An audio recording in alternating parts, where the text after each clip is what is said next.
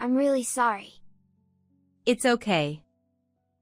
Take your time and tell me slowly. Even though she was on the verge of tears, I gently encouraged my niece, who was trying to speak to me. Well, actually. Before saying anything further, my niece pulled something out of her pocket and played an audio recording. This is. I was shocked by the voice I heard and cursed my own foolishness. I had no idea the situation was so tragic and difficult. I wept at the overwhelming revelation and steeled myself for what I had to do next. My name is Kathy. I work at an IT company, where I am a hardworking career woman. Despite being a woman, I hold a position of responsibility and earn enough to live comfortably. Although I could live on my own, I live with my parents because my workplace is close to home, and I can also work remotely. I contribute financially to the household, and my parents prefer to live with me because they would be lonely otherwise. I have an older sister, who is 2 years my senior. She used to live happily with her kind husband and their daughter, Susan. However, her husband passed away from an illness 3 years ago. At his funeral, seeing my sister completely exhausted, I said, "Sis, why don't you come back home until things settle down? You also have Susan to think about." Thank you for worrying, Kathy. But I'll be fine. She refused to come back home. At the time, I found it a bit strange that she was so adamant about not returning, but I assumed it was because she was always strong-willed and didn't want to rely on our parents. She continued to work and raise her child as a single mother. Knowing the burden on her increased after her husband's death, I stayed in frequent contact with her. She always reassured me that she was fine, repeating the same response each time. Despite our communication, my sister fell ill a year ago and passed away. We took Susan, still an elementary school student, into our home. Since coming to live with us, Susan seemed very down. I remembered her as a cheerful and energetic girl when her parents were alive.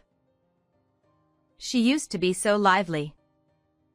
Losing both parents in quick succession must have been a terrible shock. I wanted her to regain her energy as soon as possible. I often saw my parents trying to talk to her, but she didn't respond. On days off, I suggested we go out together, but she wasn't interested. Not wanting to force her, I didn't push too hard. About 3 months passed, and Susan started apologizing to me, crying when my parents weren't around. Kathy, I'm sorry. What happened? Did something bother you? No, it's not that. But, I'm sorry. I was taken aback because she had never cried before. Her sudden tears surprised me. However, she wouldn't tell me why, just kept apologizing and crying. But she didn't cry when my parents were around, which made me increasingly curious. Another thing that puzzled me was how my parents suddenly started going on frequent trips a few years ago. While it was fine for them to travel occasionally, I couldn't see how they could afford it on my contributions and their pensions. My father had only been a manager at a small company, and after retiring, he hadn't worked because I supported them. My mother had been a housewife all her life and had never worked outside the home. Despite this, I ended up doing most of the household chores. Mom, Dad, it's fine to travel sometimes, but please save some money. You don't need to tell us that. We're careful with our spending. I worked hard for you all these years. And we don't have much time left. Don't say things like that. Then let us enjoy ourselves. Stop meddling in our affairs. All right. I tried to gently suggest they save money, but they brushed it off, saying they had little time left, which left me exasperated. Whenever they went on resort trips, Susan seemed like she wanted to tell me something but never did. I decided not to push her to speak until she was ready. A few months later, my father approached me, looking quite pleased. Oh, Kathy. Yes? What's up? Your mother and I are going on a week-long overseas trip soon. What? An overseas trip? How can you afford it? I just told you to save money. We came into a bit of money. From where? Does it matter? Let us create some memories in our old age. Your mother is right. Let us have this experience of traveling abroad. All right, fine. Although I found it suspicious that they wouldn't disclose the source of their money, I decided not to pry any further, thinking it was their money after all. We'll be off now. Take care of things at home. Got it. Have a safe trip. On the day of their trip, my parents left cheerfully, promising to bring back souvenirs. After seeing them off, I turned to go back to the living room and found my niece standing there, looking like she was about to cry. Realizing this situation couldn't continue, I decided to ask her what was wrong. Susan, what's the matter? Your grandparents have left for their trip. It's just the two of us now, so take your time and tell me anything. I'm sorry. As I gently asked her, she began to cry and apologize again. Unsure of what to do, I continued to encourage her. Kathy, actually. She took out her smartphone from her pocket and pressed play. The recording that played was filled with my parents' angry voices. What is this? No matter how I listened, it was clearly my parents' voices. However, they had never raised their voices like this before. I had never heard them shout like this, and I was shocked. Is this really Grandpa and Grandma? Yes. They often came over when my parents were still alive. Susan began to explain. According to her, my parents frequently visited her home when they were alive, constantly nagging and complaining. The complaints revolved around disapproval of my sister's marriage and irrational demands for money, claiming it was compensation for taking their daughter away. I was shocked to hear my parents were such people. Susan continued, saying they would often threaten her parents under the guise of visiting to see their granddaughter, extorting money from them. Every time they came, I would hide in my room. Your parents probably didn't want you to be frightened by their behavior. I think so too. But I was always terrified because they were constantly yelling at my parents. I see. That must have been tough. But how did you manage to record this? Susan explained that she had been given an old smartphone of her parents as a toy, and she happened to have it with her at the time, so she recorded their voices.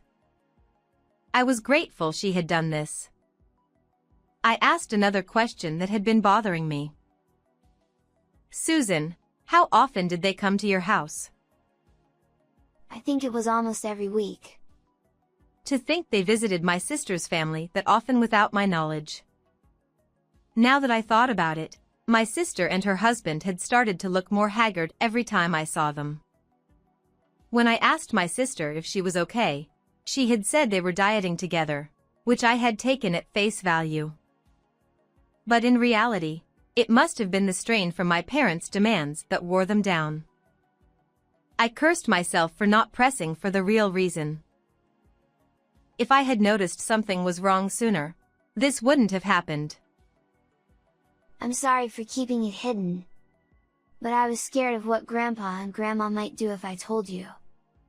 Susan began to cry again, and I held her close, regretting my lack of awareness.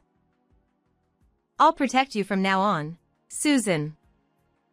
Don't worry. But what if they do something to you too? Don't worry about me. I won't lose to them. Let's get back at them together, okay? Yes. If I'm with you, I'm not scared. Let me help. Seeing the determination in her eyes, I nodded. During the week my parents were away, we made preparations. I felt even stronger with Susan by my side, so I asked her more. I recalled how frugal my sister and her husband had been. My sister had once told me they rarely carried cash, preferring to use bank transfers. If they gave money to my parents, it must have been through transfers. There would surely be some trace left. I began searching the house and soon found what I was looking for.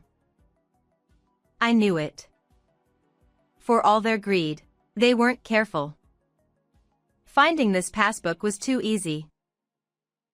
I examined my parents' bank passbook and confirmed the amounts that had been deposited while my sister and her husband were alive. They transferred this much every month? No wonder they lived so frugally. Gripping the passbook, I trembled with anger. I decided to take the passbook to a private investigator to uncover the full extent of my parents' dealings with my sister and her husband. A few days later, I was summoned to the office. Here is the investigation report. I took the report from the investigator and began to read. No way. According to the report, my brother-in-law had been borrowing money from financial institutions to pay my parents. As a result, he became mentally exhausted and fell ill, leading to his death. As I read through the report, my anger grew even more. It turned out that my sister had been working herself to death, trying to pay off my brother-in-law's debts and my parents' constant demands for money. Additionally, my parents had been treating my niece cruelly when I wasn't around, saying things like they were doing her a favor by letting her stay with them. Knowing this, I started to cry. How horrible. How could this have happened without me knowing? Furthermore, we discovered that your parents even took your brother-in-law's insurance money. You can't be serious. I reviewed the additional report. It confirmed that my parents had indeed taken my brother-in-law's insurance money. They must have used that money for their frequent trips. I thanked the lawyer and headed home. Until my parents returned from their overseas trip, my niece and I prepared our plan. Do you think we can do this? Don't worry. We still have time, so let's practice as much as we need. Okay. I'll do my best. We practiced our plan until Susan felt confident. A few days later, we were ready and waited for my parents' return. We had set up several cameras around the house to capture everything on video and audio as evidence. Of course, I had discussed this with my lawyer and received approval. We're home. Welcome back. Did you have fun? Yes, it was great. Where's Susan? We bought lots of souvenirs. Susan's doing her homework in her room. You must be tired from the trip, so why not rest for a bit? Yeah, that sounds good. How about some tea? All right, I'll make it. Shall I make it? No, I'll do it. I always make your father's tea. All right, understood. My parents returned home full of excitement. It was their first overseas trip, so they must have enjoyed it immensely. I listened to their travel stories for a while. Oh, sorry. I have to step out for a bit. I got a call from work. At this hour? It happens sometimes. I'll be back soon. Take care. Yes, I will. When I thought they had relaxed a bit, I excused myself, pretending to go to work. This was the signal for our plan. After leaving the house, I called Susan. Hey Susan, I've left the house. Got it? Susan kept our call connected as she went to my parents. Ah, welcome back. Oh, Susan. We brought back lots of souvenirs. Well, thank you. But I need to talk to you. What is it? Speak up. Following my father's words, Susan played the recorded audio she had. Hey, where did you get that? Susan, be a good girl and give that to me. My parents were visibly shocked and panicked by the recorded audio. I plan to let Kathy hear this. Susan, please don't do that. Do you know what will happen if you do that? But, this isn't right. We took you in when you had nowhere else to go, so you should listen to us. Yes, if it weren't for us, we wouldn't be getting any welfare benefits. Then why are you kind to Kathy? My parents became furious and started berating Susan. Despite being on the verge of tears, Susan continued in a trembling voice. We're nice to her because she brings money into the house. That's right.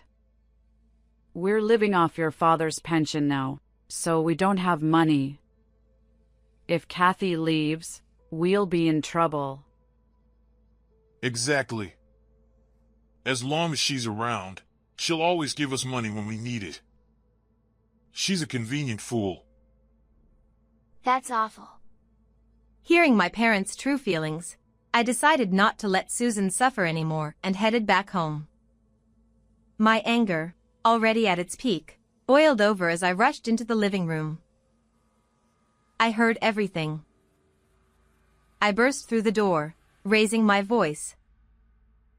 Oh, what? Kathy? How long have you been here? What about work? I don't care about work. I heard what you really think about me. You see me as nothing more than a cash cow and a housekeeper. Of course. We're not working anymore. How else are we supposed to live on just a pension? That's right. We need your help to survive. They didn't deny it and instead shamelessly demanded money from me. The thought of staying in this house for their sake made me sick. If that's how you feel, I won't give you any more money. I'm taking Susan, and we're leaving. Don't ever contact us again. I won't allow it. How will we live without you? I know everything. I know you took money from my sister and brother-in-law. What are you talking about? Susan, did you? I'm sorry. I told Kathy everything. Exactly. We have all the evidence, so don't bother arguing. I told Susan to get her things, and she nodded and went to her room. Hey, are you serious, Kathy? You're joking, right? You wouldn't abandon us. No, I'm not joking. I can't believe you were such awful people. When Susan returned with her belongings, I took her hand, and we left the house. We stayed at a hotel near my workplace, as I had arranged beforehand. However, we didn't stay at the hotel for long. Within a few days, I found a new place to live. A few days after Susan and I moved into our new home, I received a call from the police. Really? Is that true? The police told me my parents had been arrested for shoplifting. No way. I had only been gone a few days. There's no way the money I gave them could have run out so quickly. Besides, they were getting welfare benefits for taking care of Susan.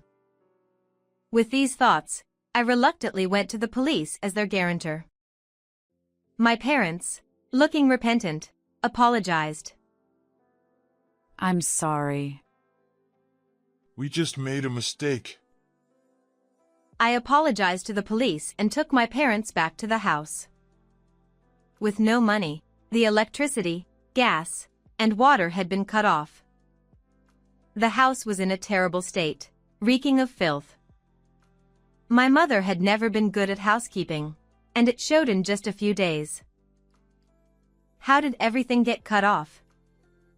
Were you that broke? And what's with this mess? Of course we're broke. We were enjoying our retirement. I can't do housework anymore. I'm not as young as I used to be. You took Susan, so we stopped getting welfare. My pension isn't enough to live on. Exactly.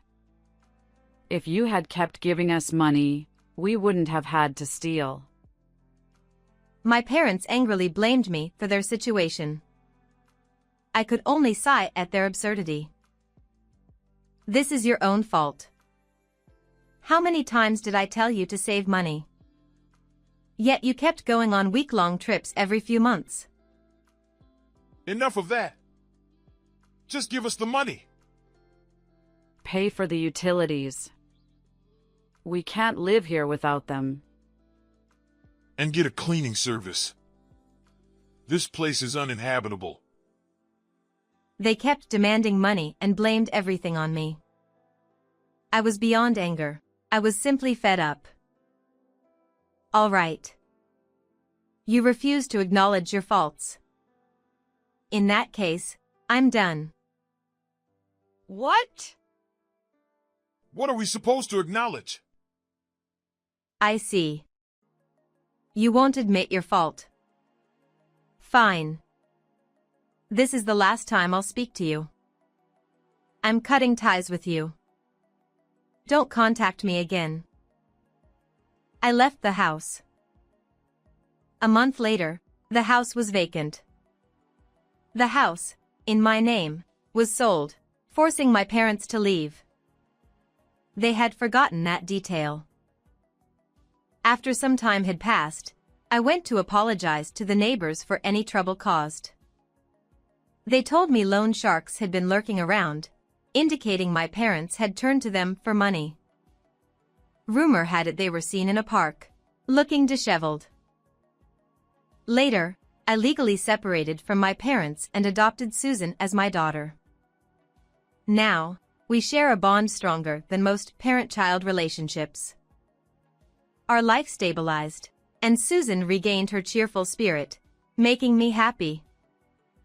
I vowed to continue watching over her and make my late sister proud. How did you like this story? Please subscribe to my channel. See you in the next video. I haven't eaten for a long time, so I just... My 7-year-old grandson stole a 10-cent gum from the candy shop I run. Hearing the unbelievable reason for his actions, I was so shocked that I froze. I'm sorry. My husband slapped the gum out of the grandson's hand, who was about to cry while offering it. I won't forgive you. His expression was severe and full of anger. Then, in the next moment, he took an even more surprising action. Stop it, please. My scream echoed through the room as I tried to shield the grandson from the husband. I am Syria, 73 years old. My husband Zach, who is 1 year older, and I run a candy shop together. We were both former teachers and wanted to stay involved with children in some way even after retirement, so we renovated the first floor of our house and started a candy shop. The shop became a haven for local children and was always bustling with activity. Our only son, Greg, who is 47 years old, built a house near ours and lives with his wife, Kathy, and their son, Tom. Kathy was also a teacher but retired to become a housewife after getting married. Our son, who works in sales at a large company, always seemed busy, often leaving household matters to his wife. Kathy had a straightforward personality, and the words she said to me soon after their marriage were shocking. "I'm afraid of being bullied by my mother-in-law, so I have no intention of associating with you outside of major family events." Unlike me, who was stunned by her unexpected statement, she showed no sign of remorse. At that moment, I felt uneasy about their married life. As Kathy rarely showed her face as she had declared, our son often brought the grandson to our house. "Look, Tom, come here. This candy is delicious. Try it." Oh no, no. Kathy has forbidden it. "What? Why?" She said candy is bad for the body and never to let Tom eat it. This happened when our grandson reached the age to enjoy candy.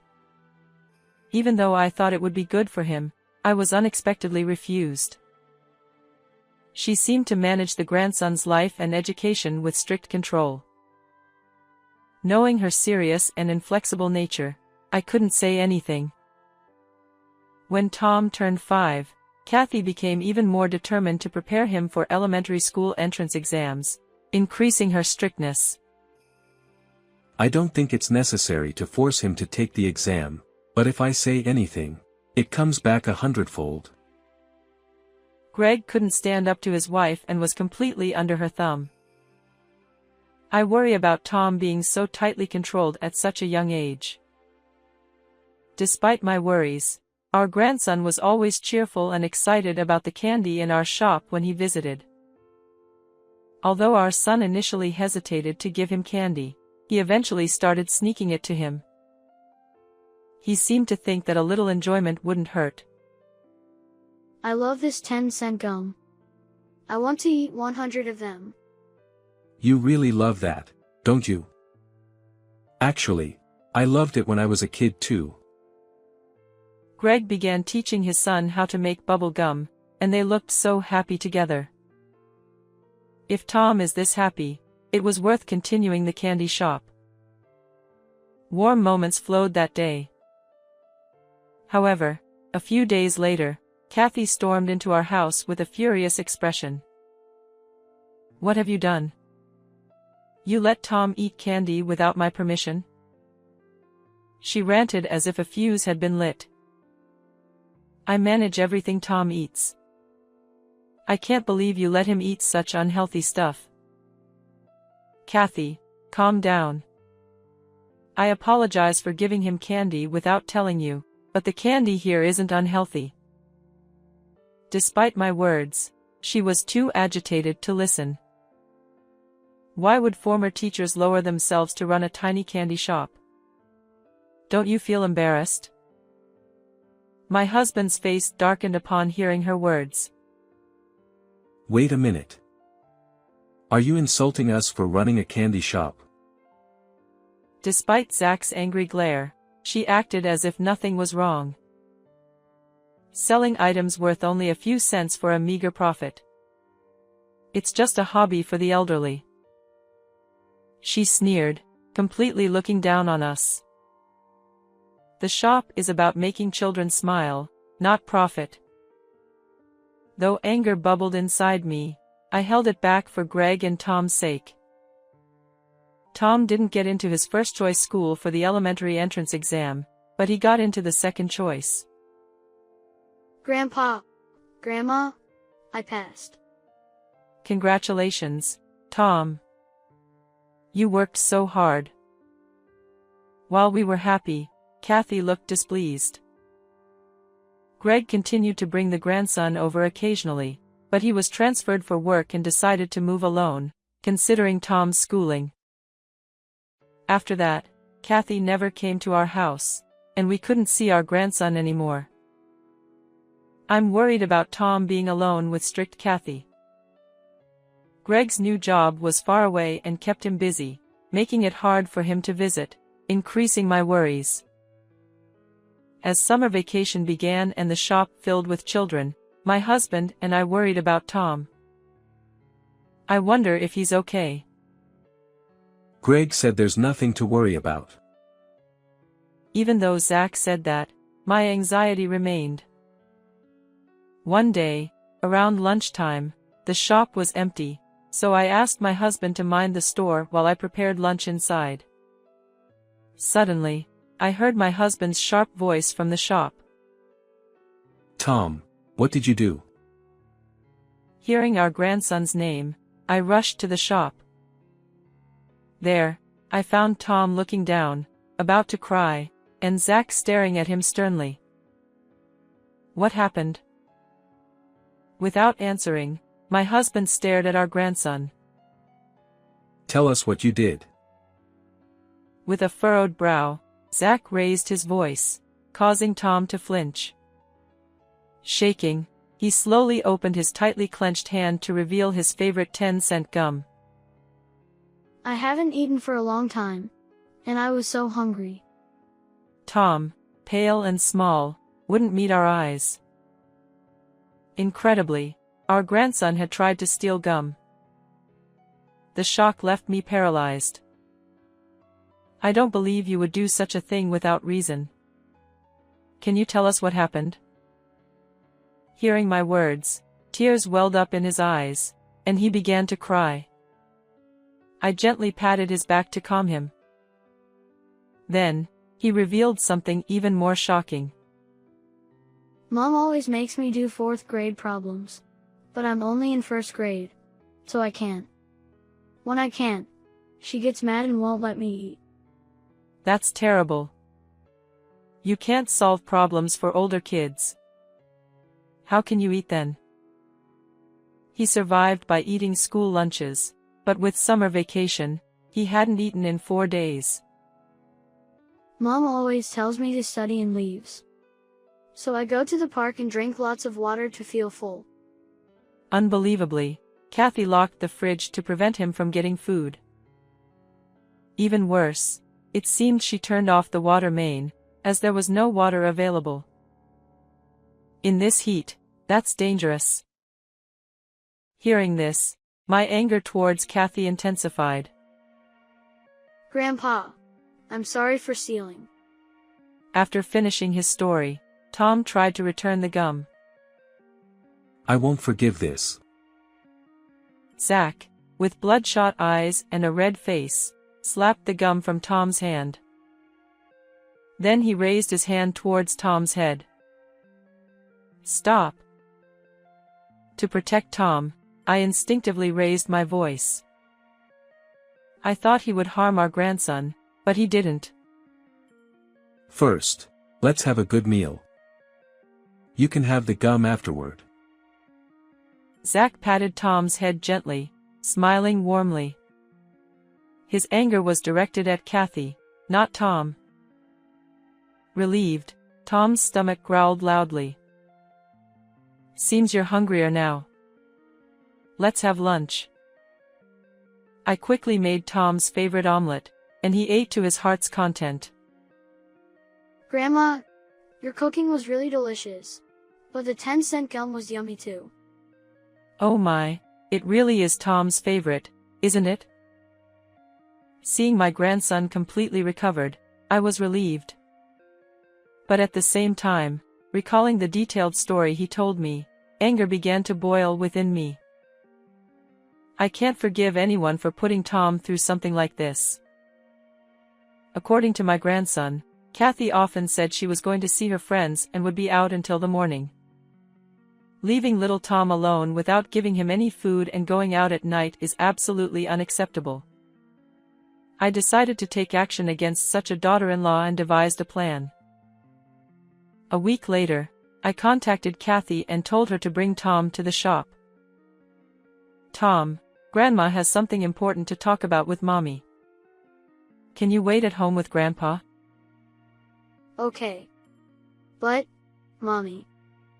Watching my sulking daughter-in-law's mood, my grandson went into the house. What do you want to talk about? Unlike you old folks, I'm busy. Kathy stood there with her arms crossed, looking irritated. I heard that you've been imposing unreasonable demands on Tom and denying him food when he can't meet them. There's no way his grades will improve with such methods. The moment I denied her way of doing things, her expression changed drastically. Tom couldn't get into his first-choice elementary school, so I'm making him study hard for his middle school exams. I'm just being a bit strict. Don't act like you know everything just because you used to be a teacher. Her face was frightening, with veins popping out on her temples as she glared sharply at me. And I'm making sure he eats properly. Tom's lying. A bit strict? You're going way too far. Holding back my urge to shout, I thrust my phone in front of her. On it, Kathy was seen scolding Tom for not solving problems, laughing that he wouldn't get any food, and locking the fridge before going out. What is this? Kathy was momentarily stunned but then started yelling back in anger. How dare you install hidden cameras in my house? That's illegal. She shouted, ignoring her own actions. Do you think I did this without permission? Greg allowed it. If he sees this, it's all over for you. Upon hearing about her cruel treatment from my grandson, I had immediately called my son and told him everything. We planned together to rescue Tom from his hellish life. Knowing his dire situation, I secretly fed him while Kathy was out. Unaware that her actions were being recorded, Kathy continued mistreating Tom. Please, Syria, don't show that footage to him. If we get divorced, it'll ruin Tom's future. Realizing she was caught red-handed, Kathy changed her attitude and begged me. But my anger towards her was too strong to hold back. Staying with you would be far worse for Tom's future. I'll show Greg all this footage. Seeing that pleading was futile, Kathy clicked her tongue and glared at me with hatred. This is why I hate stubborn old people. Hand over that phone. Thinking she could get rid of the evidence, she lunged at me. That's enough. My husband, who had come out to check on us, intervened just in time to protect me from Kathy. Shocked by her reckless behavior, I pressed on. And you often left Tom alone to stay out until morning. What exactly were you doing? Suspecting something, I had investigated and discovered that Kathy was having an affair. I had photographed her entering and leaving a hotel with her lover. When I confronted her with the photos, she turned red with anger instead of being embarrassed. So now you're playing detective? What a waste of your former teacher status. For my precious grandson, I don't need any titles. I'm ready to become a demon for Tom. Though momentarily taken aback by my firm stance, Kathy quickly regained her composure. I planned to stay married until Tom's school fees were paid, but now that I've been found out, there's no point. Showing no remorse, Kathy smirked at me. Anyway, I was going to divorce Greg and be with him eventually. It was time to bring her down to earth. Unfortunately, your plan won't work. Your lover is married too. What? No way. He told me he was single. I had found out her lover was married and had lied to her about being single. I've told him everything.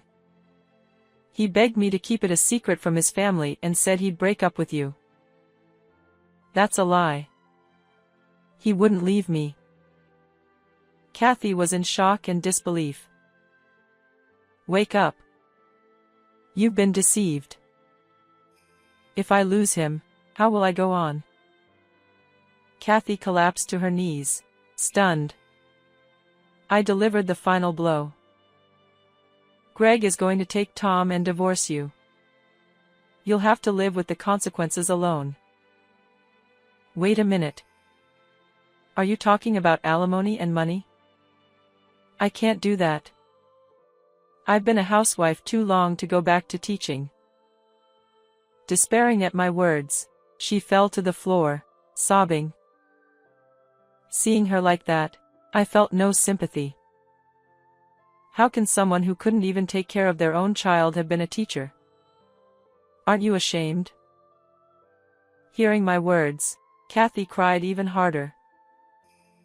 Later, my son and his wife officially divorced.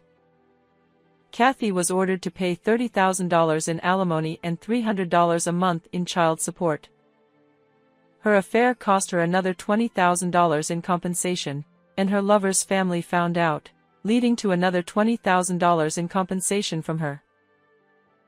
Burdened by debt, Kathy now works day and night and lives a life of hardship. Meanwhile, with Greg and Tom back home, my days have become busier. Welcome. Free and full of energy again, my grandson loves helping out at the shop.